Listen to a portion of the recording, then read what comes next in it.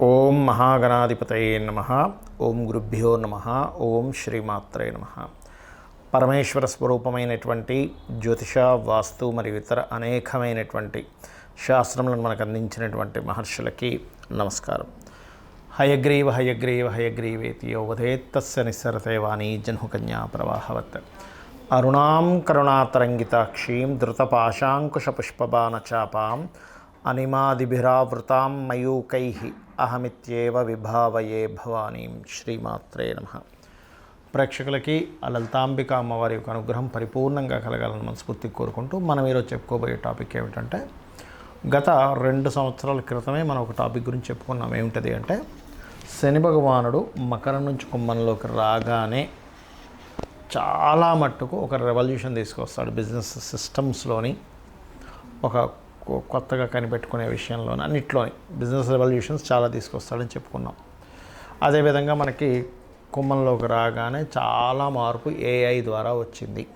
అయితే మనం గతంలో ఇంకొక విషయం కూడా చెప్పుకున్నాం. ఏమిటది అంటే, శని ఇక్కడికి చేరేసరికి అంటే 2030 4వ నెల 17వ తేదీ అంటే 17 ఏప్రిల్ 2030 కల్లా ఇక్కడ చేరుకుంటాడు. ఆ సమయం కల్లా అందరూ కూడా వీలైనంత మట్టుకు ఓన్గా చేసుకునే దాని మీదే ఉండండి, జాబ్ కాకుండా అనేటువంటిది. ఎందుకంటే అలాంటి ఒక సిస్టమ్ని తీసుకురాబోతున్నాడు శని. మకరంలో ఎంటర్ అయినప్పుడు మీరు గమనించినట్లయితే ఒక 4.5 years బ్యాక్ మనకు కరోనా వచ్చింది.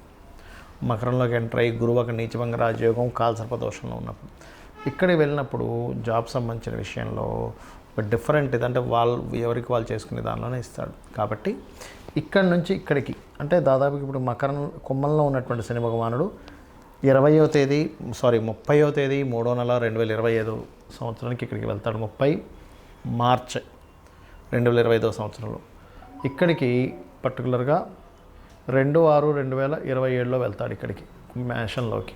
సో ఈ రాసులు మారినప్పుడు ఏ లగ్నం వారికి, లగ్నం తెలిస్తే లగ్నం తెలియని వారి రాశి వారికి ఏ విధంగా ఉండబోతుంది 2030 వరకు అనేటువంటి విషయాలు చెప్తుంది నేనైనప్పటికీ కూడా చెప్పేస్తుంది సాక్షాత్ లలిత అమ్మవారిగా భావిస్తూ ఒక్కొక్క లగ్నం నుంచి, లగ్నం తెలియని వారి రాశి నుంచి చూసుకుందాం.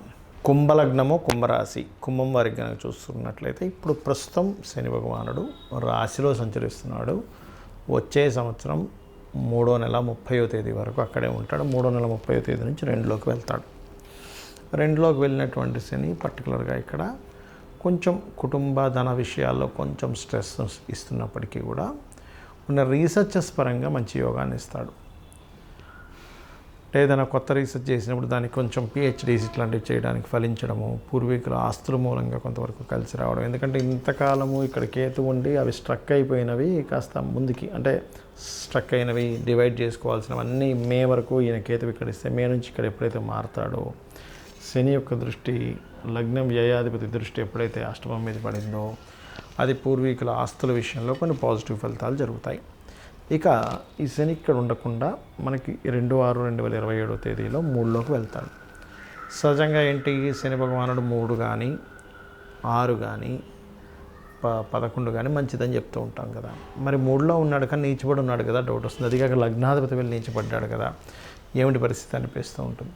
నీచబడ్డప్పుడు ఏంటంటే ఇక్కడ ఇచ్చే రిజల్ట్స్లో ఏదైనా వ్యాపారం మీద ఆలోచనలు పెరుగుతాయి. కాకపోతే మీరు ఏదైనా ఒక విషయం మాట్లాడేటప్పుడు, కమ్యూనికేట్ చేసేటప్పుడు, ఇచ్చిపుచ్చుకోవడాలు చేసేటప్పుడు, అగ్రిమెంట్స్ చేసేటప్పుడు మనం ఒక్కోసారి కొన్ని విషయాలు టైప్ చేసేటప్పుడు చూసుకోం అక్కడ ఏం తప్పిదం పడిందో. ఒక అక్షరం వల్ల పదం యొక్క అర్థమే మారిపోతూ ఉంటుంది. అటువంటి విషయాల్లో చాలా జాగ్రత్తగా ఉంటూ ఈ కుంభం వారు ప్రధానంగా కేతు ఎప్పుడైతే ఇక్కడికి ఎంటర్ అయ్యి శని అంటే 2027 జూన్ నుంచి శని ఇక్కడ ఉంటూ 5వ స్థానంలో ఉండి కేతువుని చూస్తుంటాడు. కాబట్టి ఆ పర్టికులర్గా అంటే 2027 జూన్ నుంచి ఒక 2.5 సంవత్సరాల పాటు మాత్రం అందులో పర్టికులర్గా ending of the 1.5 year 2030 ending లోపల 1.5 year పాటు మాత్రం ప్రేమ వ్యవహారాలు, షేర్ మార్కెట్, ఫ్రెండ్సు, సంతానం కోసం చేసే ప్రయత్నాల విషయాల్లో కొద్దిగా జాగ్రత్తగా ఉండాలి. అయితే ఇక్కడ ఎప్పుడైతే ఇక్కడ కేతు సంచరిస్తుంటాడో రాహువు కూడా ఇక్కడ ఉంటాడు. అంటే ఏమిటి, ఆన్లైన్లో teaching related, training related, consultancy related, accounts related చేసేటువంటి వారికి మాత్రం అనుకూలిస్తాడు ఇక్కడ. ఇక మీరు చేయవలసిన దేవతారాధన గణపతిని, విష్ణువుని ఆరాధించండి.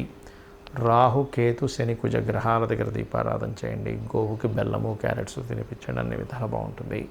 ముఖ్యంగా ఇక్కడ చాలామందికి జాతకాలు ఉండవు. డేట్ ఆఫ్ బర్త్ ఉంటే టైం ఉండదు.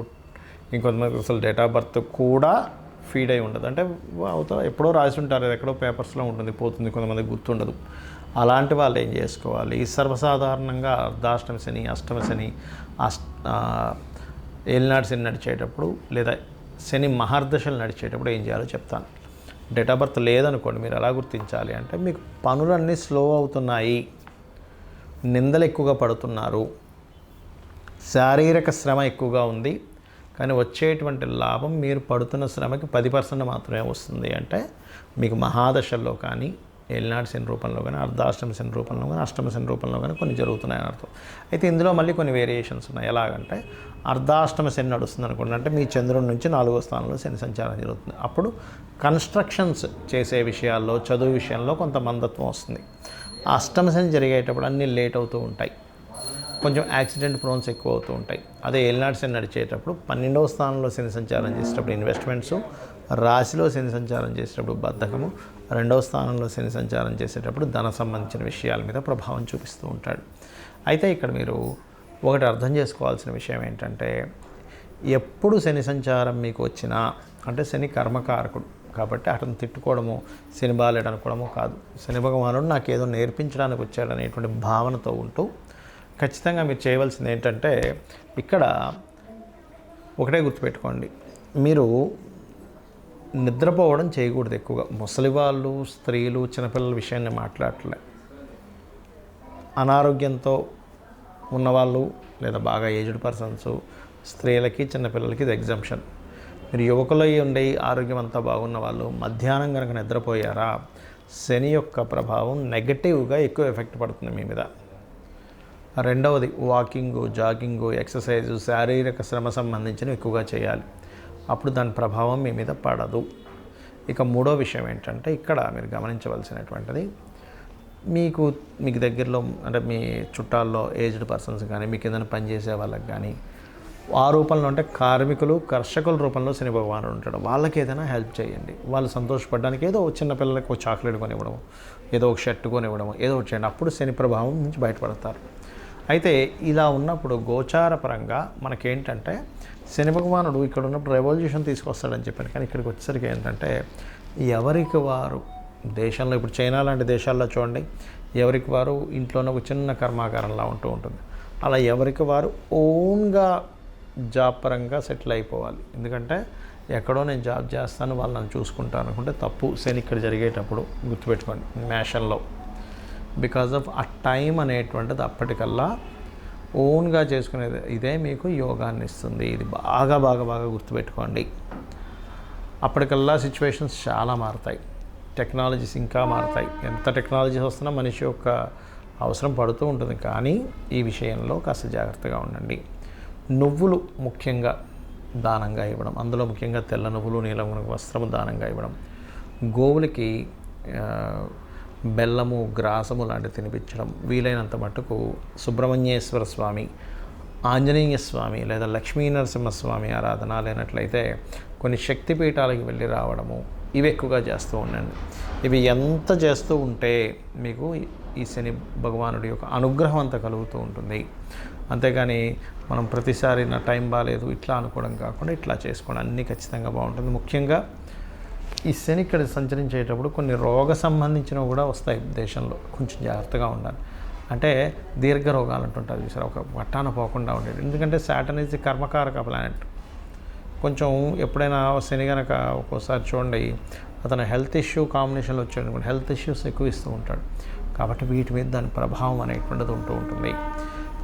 ఇక మీరు చండీ పారాయణం చేసుకోవడము, లలితా సహస్రనామాల్లో ఓం అనాకలిత సాదృశ్య చుబుకశ్రీ విరాజితాయే నమః. అయితే ఇందాక మనం మాట చెప్పుకున్నాం ఏంటి, ఇక్కడ శని సంచారం జరిగేటప్పుడు 10th లార్డ్ కదా నీచ పొందుతున్నాడు కాబట్టి, న్యాచురల్ 10th లార్డ్ కాబట్టి నీచ పొందుతున్నాడు కాబట్టి ఇది కర్మ మీద, ప్రొఫెషన్స్ మీద చూపిస్తుందని చెప్పుకున్నాం.